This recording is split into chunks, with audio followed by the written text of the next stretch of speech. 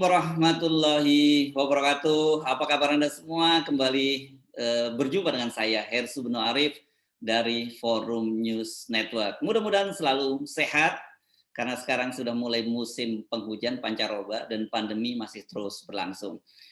Beberapa hari ini kita digegerkan dengan fakta baru. Ini fakta media ya, saya menyebutnya gitu, bahwa cadangan devisa Indonesia itu sangat besar, bahkan terbesar sepanjang sejarah kita. Nah, jadi menarik itu kan karena kemarin di channel ini perbincangan saya dengan Mas Awalil, atau saya nyebutnya Profesor Awalil, itu bahwa ada kemungkinan Indonesia sepanjang sejarah juga ini gagal bayar.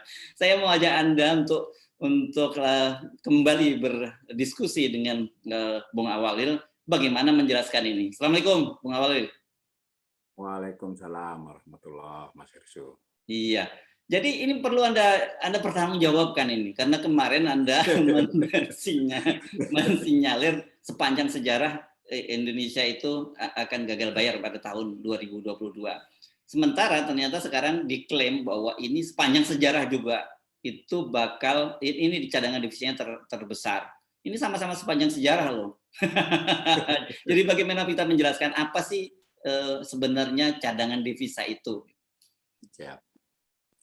Ya, Mas Hersu, ini memang kita membedakan dulu ya entitas negara dengan entitas pemerintah. Itu dulu, Mas Hersu. Jadi kalau pemerintah itu kan pendapatan pengeluarannya ada di APBN, Anggaran Pendapatan dan Belanja Negara, ya toh? Nah, itu ada catatannya. Ada akumulasinya juga. Kalau ada sisa duit, kita pernah belajar bahwa itu namanya saldo anggaran lebih. Di saldo anggaran lebih itu duit sisa kan, duit dompet terakhir lah setelah akhir tahun. Nah, kalau devisa itu tidak ada hubungannya secara langsung dengan itu, Mas Hersu. Devisa ini adalah terkait dengan dompet negara, lain dengan dompet pemerintah kan. Jadi negara itu kan berarti ada pemerintah, ada masyarakat, ada korporasi, kan begitu. Nah, dia juga ada catatannya. Namanya catatannya disebut neraca pembayaran internasional. Kalau untuk kasus Indonesia, neraca pembayaran Indonesia, balance of payment. Sama juga dengan APBN setahun. Jadi mencatat juga duit masuk dan duit keluar. Ya. Nah, lalu kan secara keseluruhan, karena tiap tahun, bahkan tiap bulan toh, tiap hari ada keluar masuk duit, maka ada isi dompet terakhir, saldo namanya. Nah, itu disebut cadangan devisa sebetulnya. Devisa dulu ya, devisanya itu kan barangnya. Cadangan devisa reserves itu posisi cadangan devisa, berarti makanya disebut tanggal berapa?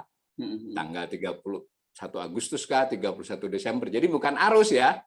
Kalau arus itu kan selama kurun waktu. Jadi setahun itu ada cadangan, ada devisa masuk, ada devisa keluar. Pada tanggal tertentu bisa diketahui posisi cadangan devisa ini dulu yang diklarifikasi, bahwa cadangan devisa itu adalah bisa dikatakan isi dompet negara sebagai suatu negara, state ya, Indonesia. Nah, tetapi bedanya dengan misalnya dengan duit pemerintah, ini sepenuhnya yang dianggap sebagai devisa itu ada aturannya, aturan kaidah internasionalnya, dan itu diikuti oleh Bank Indonesia. Jadi yang dimasukkan sebagai devisa ada definisinya internasionalnya, itu dipakai oleh Bank Indonesia juga, yang kira-kira dia hanyalah terkait dengan bentuknya, itu mata uang kuat yang diterima dalam transaksi internasional, ditambah emas. Nah, ditambah mata uang, sebenarnya IMF nggak mau disebut mata uang dia, tetapi kita bisa mengatakan begitu, mata uang IMF 3 jadinya. Kan beda toh, nggak ada rupiahnya, rupiah bukan devisa.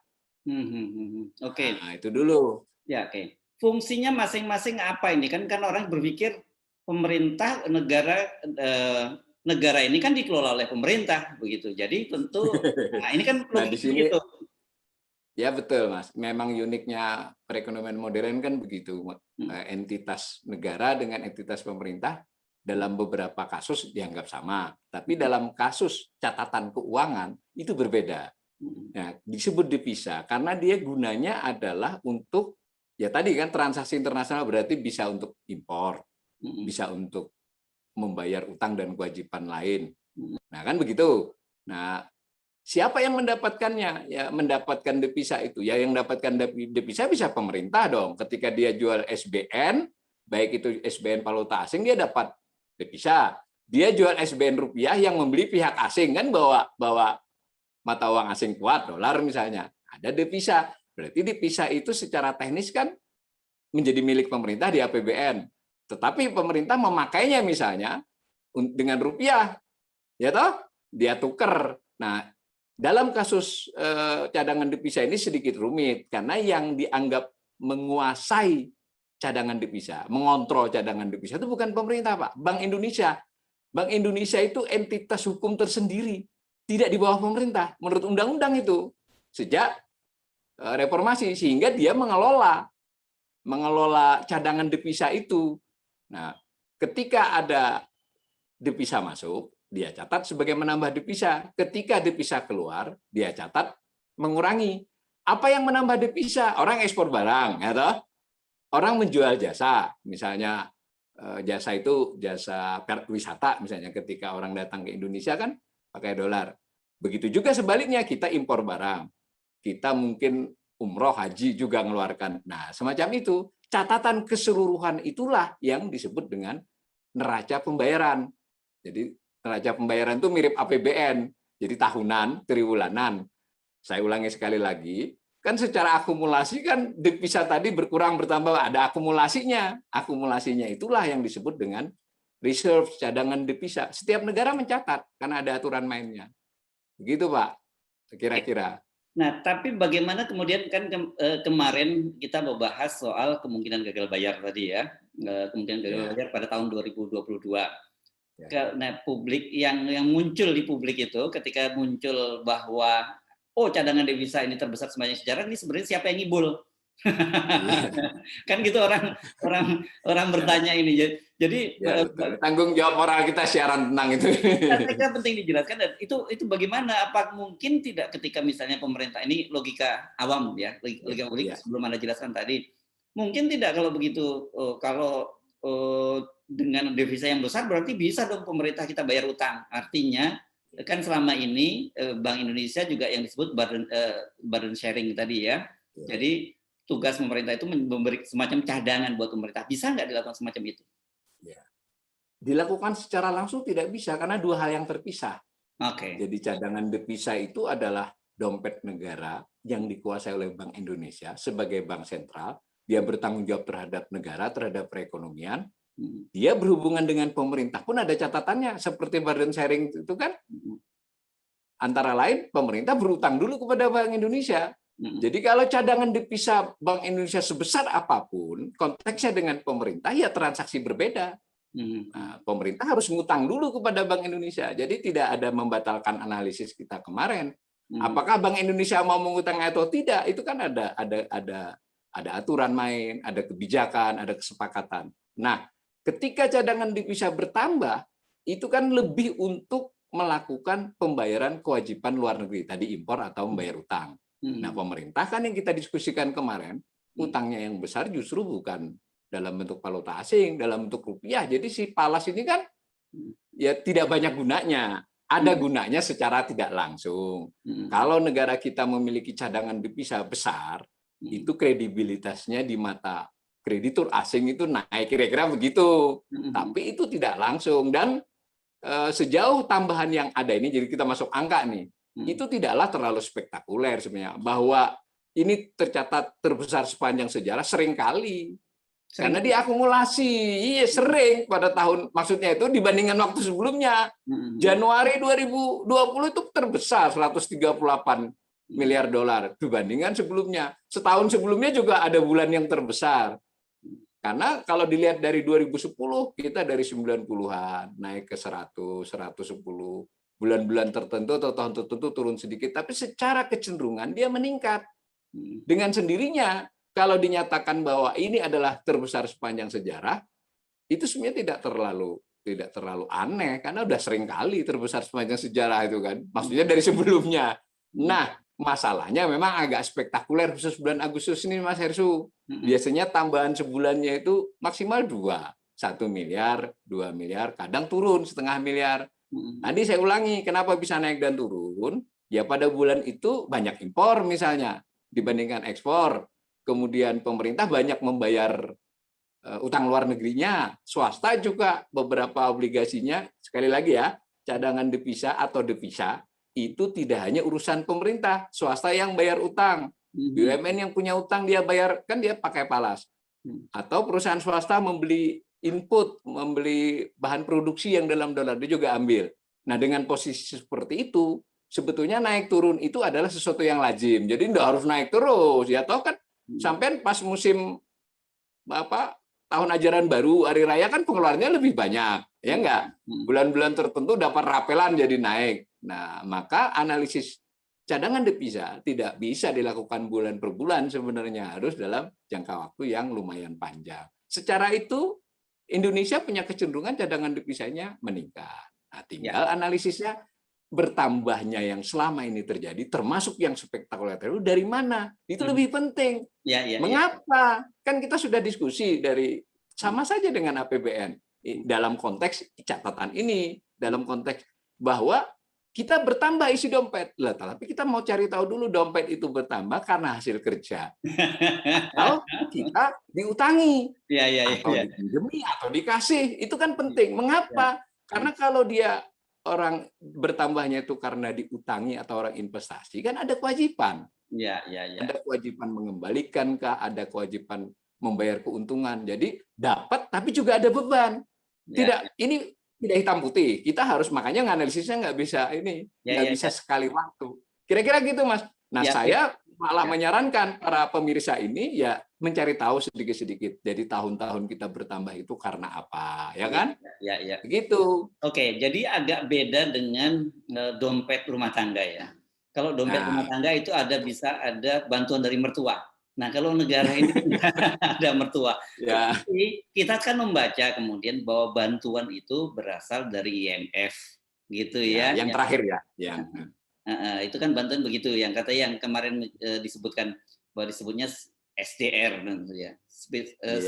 Special Drawing Right. Wah, ini istilahnya susah. Nah, coba mungkin dijelaskan dulu apa ini maksudnya ini. Ya, ini dulu. Tadi kan kita menyebutnya satu nama saja, reserve, cadangan devisa. Padahal dia seperti juga isi dompet kita. Ada uang ratusan ribu, ada uang 50, ada uang receh, umpama begitu. Nah, ini lebih sedikit lebih kompleks. Ada dolar Amerika dari 144 miliar dolar ya yang sekarang ini. Itu ada emas, karena emas moneter, tapi emas moneter bukan emas kalung, perhiasan nggak masuk. Emas batangan, emas moneter yang diperlakukan sebagai cadangan devisa oleh Bank Indonesia. Itu kira-kira nilainya ya 4,5 miliar lah. Kemudian ada uang kertas asing atau simpenan, ya itu kira-kira 11 sampai 12 miliar dolar. Lalu ada surat berharga, ini yang paling banyak. Tapi jangan samakan dengan saham dan obligasi yang pernah kita diskusikan dalam kaitannya APBN. Ini surat berharga yang liquid, ya benar ada bill, ada pokoknya yang kira-kira di bawah 3 bulan dia cair, jadi liquid, bahkan rata-rata sebulan. Nah, itu paling banyak 118. Jadi kayak tadi bills, notes, utang dari commercial paper. Nah, itu paling banyak. Nah, yang tadi uang simpanan segala macam maupun commercial paper ini juga macam-macam mata uangnya kan. Nah, itu dulu kita lihat bahwa di dalam 144 miliar lebih itu terdiri dari berbagai bentuk. Nah, masing-masing bentuk ini itu memiliki karakteristik.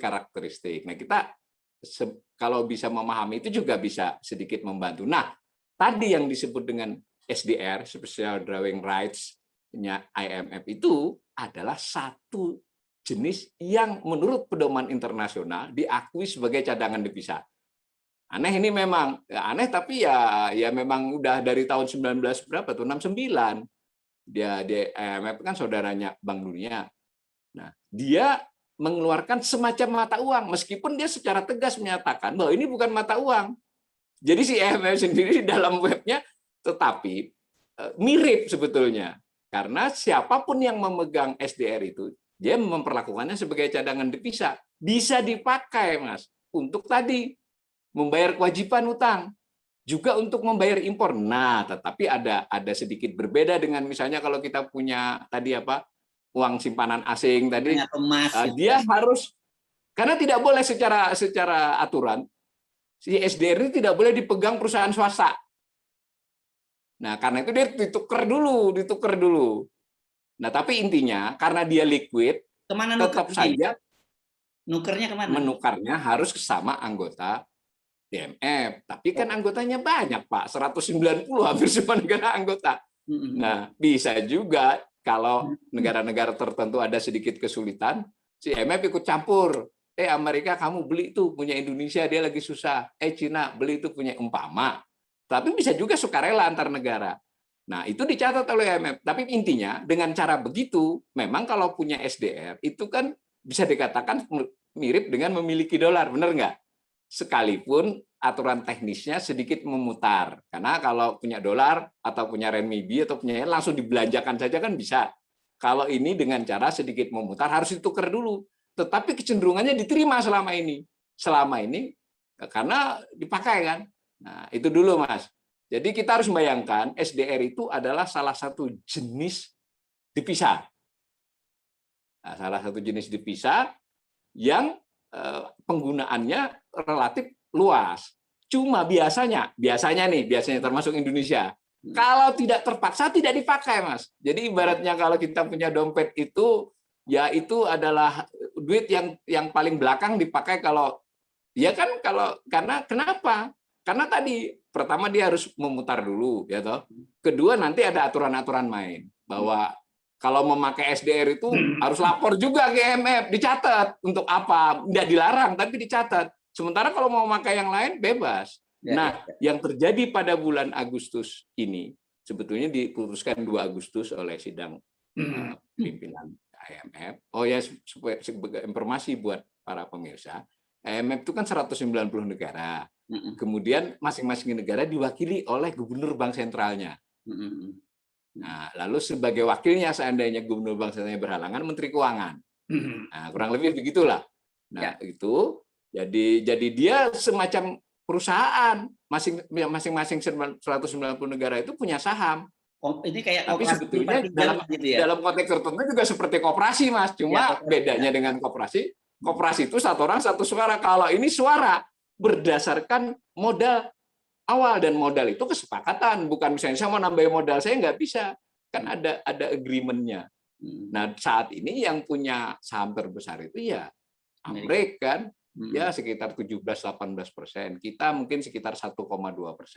Oke. Nah, jadi ini kan semuanya harus menaruh duit. Ya, kita punya duit di sana kira-kira 1,2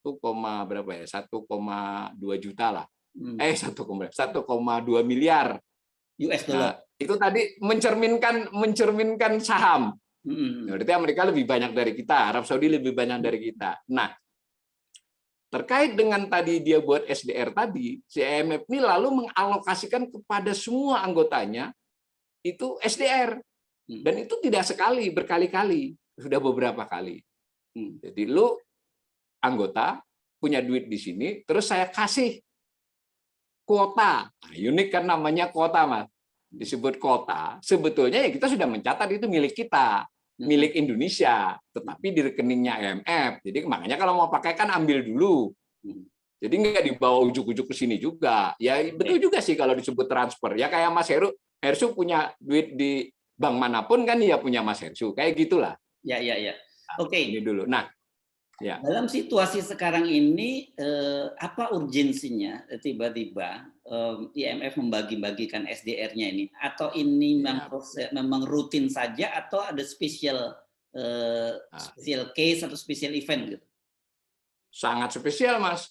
Jelas-jelas sangat spesial. Karena untuk gambaran dulu buat para pemirsa ya. Awalnya dia bagi-bagi SDR, bagi-bagi itu artinya kan ya tadi karena dia anggota, jadi disangoni lah istilahnya kan.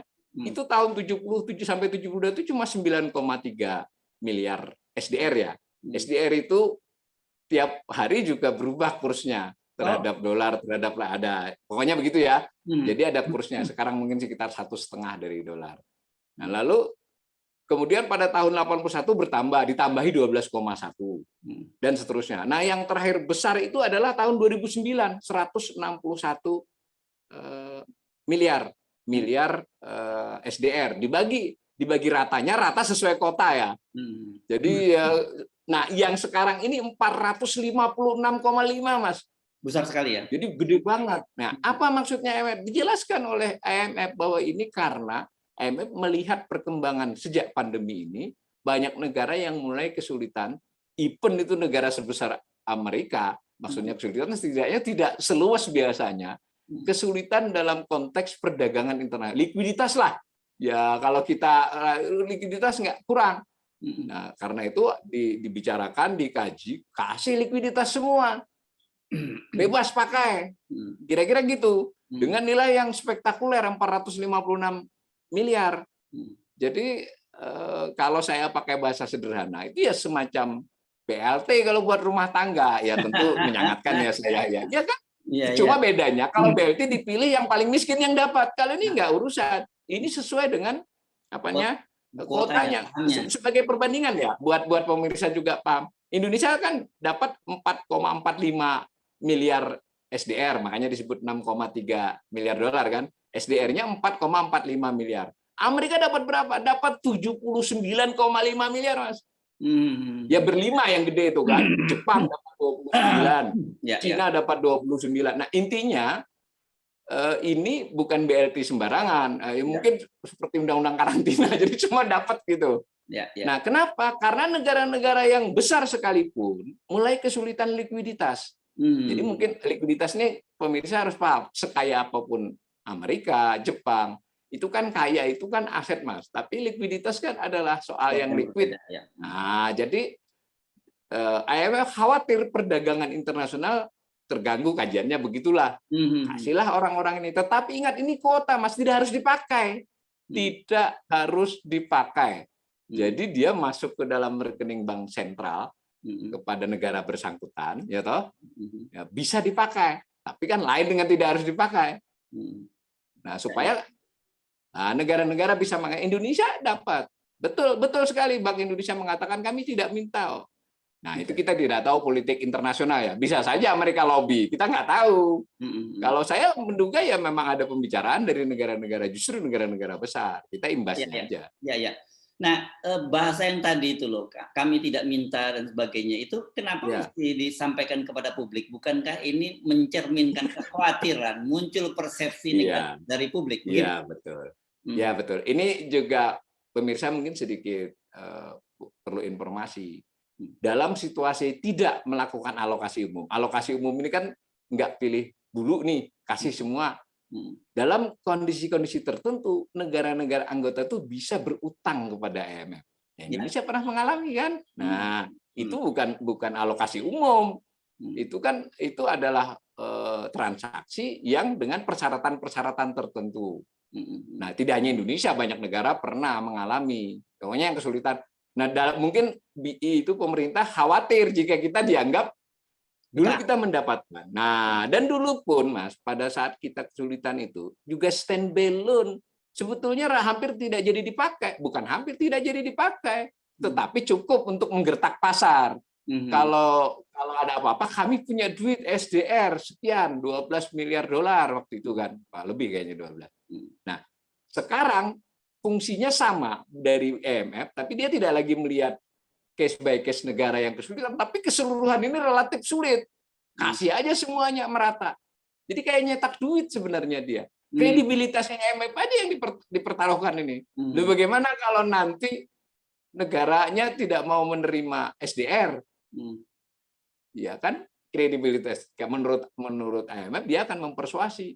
Karena kalau misalnya kita ngimpor dari swasta, dia tidak bisa menerima SDR, Pak. SDR itu tidak boleh untuk swasta, hanya 190 negara plus 15 organisasi perbankan apa yang diperbolehkan oleh IMF. Jadi nggak bisa. Oke, nah clear ya. Tapi setidaknya kan dengan cadangan devisa yang tinggi ini mencerminkan juga tadi aktivitas ekonomi Indonesia terutama berkaitan dengan ekspor impor kan? Iya. Oke, jadi bagaimana menjelaskan itu yang kita harus lebih jeli. Artinya Jangan sampai naik sebanyak 6,3 miliar sebulan itu karena kinerja ekonomi. Tidak. Itu yang penting itu. Tidak ada, karena tadi kita kembali ke pokok soal pertama bahwa devisa itu adalah isi dompet negara, ya toh. Dia didapat dengan ekspor, dengan lain-lain. Kalau kinerja itu kan terkait dengan ekspor barang dan jasa, dua lah minimal, ya toh. Nah, dalam hal ini memang Indonesia selama pandemi ini cukup baik, tidak buruk, tetapi tidak ada lompatan, Dan kalau berdasarkan murni yang disebut namanya istilah teknisnya transaksi berjalan, tapi secara sederhananya adalah perdagangan barang dan seluruh jasa Indonesia dengan pihak asing. Posisinya bagaimana? Banyak menjual apa banyak membeli? Tetap banyak membeli, Mas. Jadi biasanya ya pada tahun 2020 saja dulu, 2021 masih berjalan. 2020 itu kita defisit 4,5 miliar transaksi berjalan. Jadi kita banyak membeli dibandingkan menjual. Khusus barang, memang kita banyak menjual. Tetapi ketika ditambahkan jasa, nah kita ternyata banyak membeli. Dan jasa itu lebih luas daripada sekedar transportasi, pariwisata, dan tetapi ini Mas, kita kan ada duit asing masuk nih ke portofolio kita, beli SBN, juga investasi foreign direct investment. Kan harus dikasih keuntungan, dikasih bunga. Itu ada namanya, nama teknisnya nggak penting ya, namanya neraca pendapatan. Yang penting kita bayar. Nah, semua dihitung bayar-membayar itu. Dan jangan lupa kita punya TKI yang menjadi pahlawan. Dia memberi ke sini, udah dihitung itu. Kalau nggak ada dia, lebih parah lagi kita. Nah, dengan menghitung TKI, dengan menghitung barang, dengan menghitung jasa, kita masih defisit 4,5 miliar dolar pada tahun 2020. Dan jangan lupa, 2019, 2018 kita rata-rata defisit 30 miliar, Mas. Jadi memang unik ini, kita 30 miliar dolar. Setiap tahun? Setiap tahun. Nah, pertanyaannya kenapa kita defisit di situ kok devisa kita bertambah? Ya. Nah, kita kan punya jenis transaksi lain. Jadi ada dua jenis transaksi internasional. Yang satu, current account tadi transaksi berjalan barang dan jasa gitu ya. Yang satunya adalah utang piutang dan investasi, namanya transaksi finansial. Karena banyak orang yang mau membeli SBN, banyak orang yang masih membeli saham swasta, BUMN atau membeli utang anak. Maka kita dapat duit masuk. Sehingga dompet kita secara keseluruhan itu masih cenderung surplus. Surplus artinya bertambah. Kalau dari menurut catatan, kita selama 2000 dari sejak 99 sampai sekarang itu surplusnya 15 kali, defisit 7 kali dan surplusnya besar-besar. Maka secara akumulasi kan bertambah duit kita. Tetapi nanti dulu dunia juga memiliki dunia itu artinya wacana tentang hal ini itu juga memiliki ukuran. Misalnya kan pemerintah suka ngomongkan begini, saya punya duit sekian itu cukup untuk apa? Yang sering diumumkan adalah dengan duit 144 miliar dolar tadi bisa membiayai 9 bulan impor. Loh, impornya kan belum terjadi, itu artinya dari rekam jejak yang lalu gitu loh. Nah, ditambah dengan cicilan utang pemerintah, itu biasa dipakai. Tetapi itu salah satu ukuran saja, persis seperti kita bicara utang kan ada ukuran lain. Ukuran lain apa? Ukuran lain membandingkan posisi cadangan devisa dengan utang luar negerinya. Masuk akal ya? Lu banyak duit, tapi utang lu juga banyak. Nah, kita harus membandingkan Indonesia dengan negara lain. Nah, untuk hal jumlah cadangan devisa kita oke, Mas. Dengan negara tetangga kita hanya kalah sama Thailand dan Singapura. Dengan yang lain kita lebih besar. Dengan Malaysia, dengan Vietnam, ya toh. Nah, kemudian diukur dengan bulan tadi. Karena kita impornya tidak terlalu besar, sehingga kita cukup 9 bulan. Sementara beberapa negara hanya 4 bulan, 5 bulan. Menurut aturan internasional yang baku, itu yang aman itu 3 bulan. Oke juga. Tapi kan ada ukuran lain. Karena kita tadi kelamaan defisitnya transaksi berjalan sejak 2012, lu bandingannya dengan utang bagaimana? Nah, seluruh negara-negara berpendapatan rendah dan menengah, jadi semua ya termasuk Indonesia di dalamnya, itu cadangan devisanya dibandingkan dengan utangnya kira-kira itu 72%. Jadi lebih banyak utang tapi 72%. Ini data 2019. Nah, berapa Indonesia? Indonesia hanya 31%. Jadi maksudnya utangnya 3 kali lipat lebih daripada cadangan devisanya. Kebanyakan negara berkembang, bukan berkembang ini, berpendapatan rendah dan menengah ya, termasuk berkembang, itu 72%. Dari sisi itu kita kan rawan. Oke. Gitu, Mas. Ya. Oke, jadi Kita ini banyak duit, tapi hmm, sebetulnya dari utang yang banyak. Dan utang orang ya. investasi. Ya, ya, Nah, ya. dua dengan investasi. Ini Ya. utang. Jadi kita tidak boleh, kalau ini ngomongin rumah tangga, saya nggak mau ngomongin Iya, Indonesia iya. ya. Jadi kalau saya menepuk dada, saya punya banyak duit, gitu, Ya. ya memang nggak salah. Tapi begitu dipetani, diteliti satu persatu, itu Ya. ternyata kebanyakan duit saya dari utang. Kira-kira gitulah Ya. situasinya sekarang ya. Ya, ya, yang faktanya begitu. Nah, karena selama ini kan ada kecenderungan dan apa, pemerintah atau pejabat-pejabat negara itu memproduksi informasi-informasi yang sebenarnya memang tidak salah tapi nggak tepat, kan gitu ya. Ya, ya Misalnya kayak semacam itu kemarin kalau menurut saya. klaim pertumbuhan ekonomi 7,7%. Benar, nggak salah. Tetapi itu kan membandingkan dari tahun kuartal Ya, kedua tahun 2020 dengan ya. 2021 yang memang sebelumnya sangat minus. Nah, sekarang ini kayak kita khawatir juga ada persepsi yang salah. Wah, karena cadangan devisa yang tertinggi sepanjang sejarah, maka analisis bahwa kita akan gagal bayar utang itu ngibul gitu. Ya. Ya tadi Mas, jadi sudah kita urutkan ya, Ya, bahwa cadangan devisa itu adalah statusnya adalah negara, bukan pemerintah. yes. Kalau pemerintah mau bayar utang, dia tidak otomatis bisa pakai itu. Ya dia tetap harus berdasarkan APBN-nya, ya kan? Ya, Mau dia dapat valuta asing, mau dia bawa rupiah beli valuta asing ini, dan valuta asing dalam arti devisa ini hanya dipakai untuk membayar yang kaitannya dengan pihak luar negeri. Kalau utang dalam negeri yang rupiah kan nggak bisa. Satu oke. ya. Dan Ya. sekali lagi pemerintah harus bertransaksi, tidak bisa langsung mengambil karena itu bukan milik pemerintah. Ya. Nah, yang kedua, kita harus tadi bahwa cadangan devisa kita ini tetap bagus dengan isi dompet yang besar biarpun itu dari utangan. Ibaratnya itu buat kredibilitas bahwa kita dipercaya. Oke, jadi kita nggak bisa juga menolak. Cuma kalau sekali saja ada peristiwa yang sedikit menggoyang kita, ini bisa goyang, kira-kira begitu. Ya. Yang ketiga, kita harus bicara tentang jangka panjang dan menengah. Karena kita sudah sejak 2012 sudah hampir 10 tahun, 9 tahun kita selalu mengalami defisit jual beli barang dan jasa, termasuk pendapatan primer tadi. Sebuah perekonomian tidak bisa dikatakan kuat ketahanan eksternalnya kalau berturut-turut dia mengalami defisit transaksi berjalan. Ya bisalah setahun 2 tahun. Ya kalau terus-menerus jadi kayak APBN yang kita diskusikan lagi. Ya, nah, ya. di situ mestinya harus dikuatin. Nah, kita blessing ini.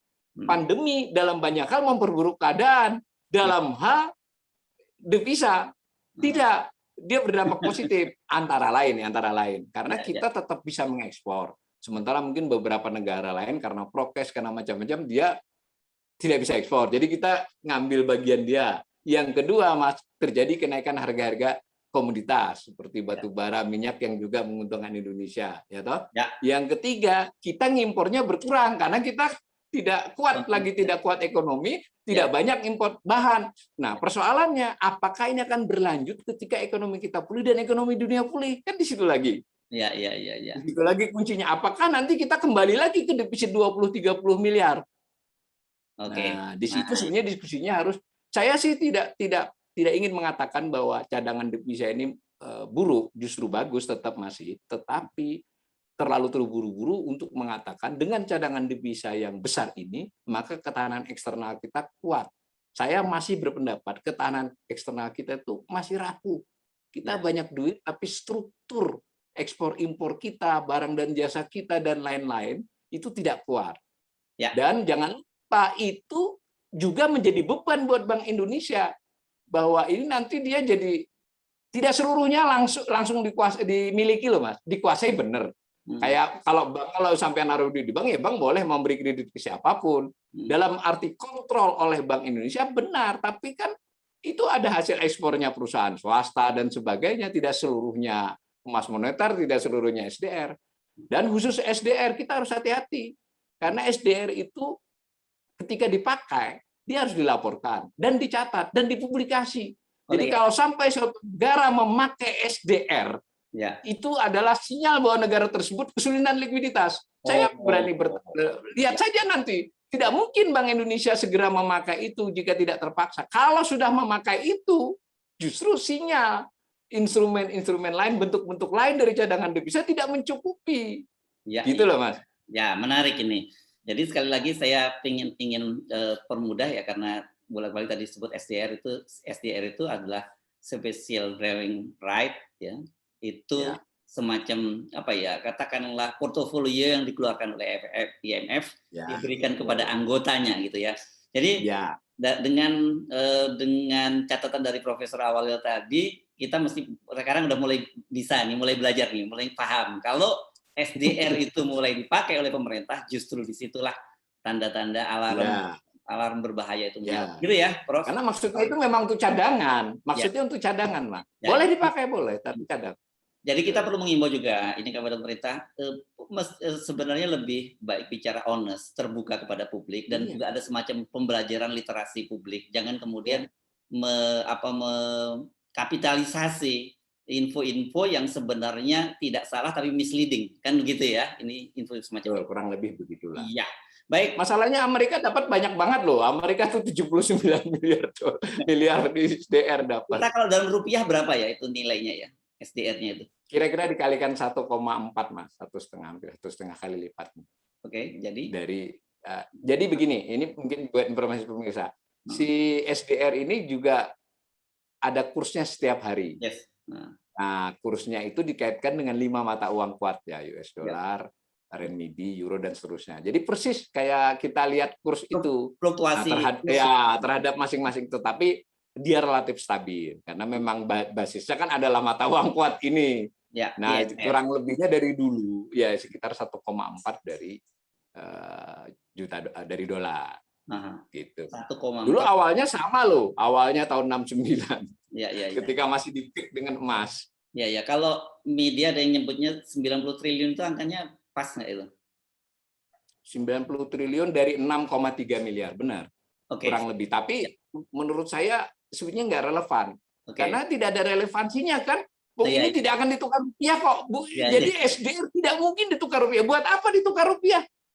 Kita mau ngomong itu adalah diberi agar Indonesia dan negara manapun yang dapat itu memudahkan kan, dan tegas Mas itu. Bahkan contoh gambarnya contohnya itu adalah untuk vaksin.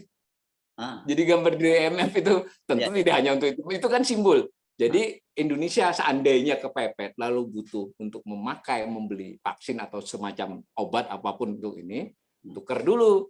Nah, siapa yang punya banyak SDR dan kuat? Jadi dia selain SDR dia cadangan devisa ke Cina, kita tukar ke Cina kan sama anggota.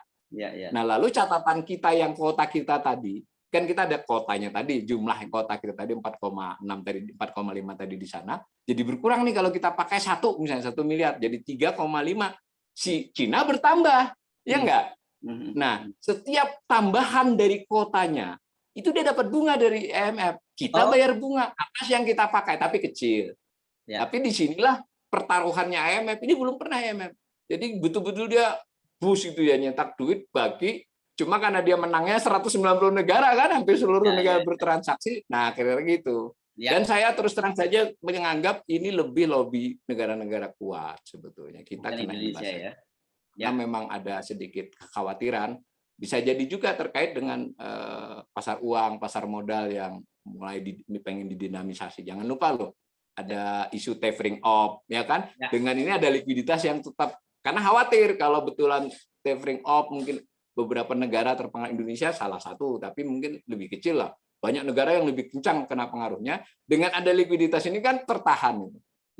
Tapi biasalah IMF bernarasi bahwa ini akan membantu low income countries. Low income countries dapatnya misalnya Somalia dapat 156 juta. Kita tadi miliar kan? Guinea-Bissau 27,2 juta. Jadi menurut saya itu biasalah. Kalau saya agak keras sedikit bahwa ini adalah upaya IMF, Bank Dunia, dan kekuatan-kekuatan internasional yang kuat itu untuk tetap dalam situasi yang susah ini pun mereka tetap bisa mengendalikan. Kurang lebih begitu. Hati-hati juga kita tidak tahu kan, gajah bertarung pelanduk mati di tengah-tengah nggak ngerti. Untung Cina ada di dalamnya, jadi bukan antar Cina dan Amerika. Cina ada di dalamnya, jangan lupa. Oke. Baik, terima kasih Prof. Awalil. Mudah-mudahan ini sedikit membantu publik. Ini soal fiskal ini memang rada-rada soal berat, tapi kita berkomitmen terus melakukan literasi pada publik kita ya. Demikian tadi perbincangan saya dengan Awalil Rizki, seorang ekonom ahli fiskal. Bagi Anda yang tertarik untuk lebih mendalami lagi kajian-kajian berkaitan dengan fiskal, silakan Anda klik atau menjadi subscriber dari channel Awalil Rizki di ini link Awalil Rizki YouTube-nya ya. Sampai jumpa lagi. Assalamualaikum warahmatullahi wabarakatuh.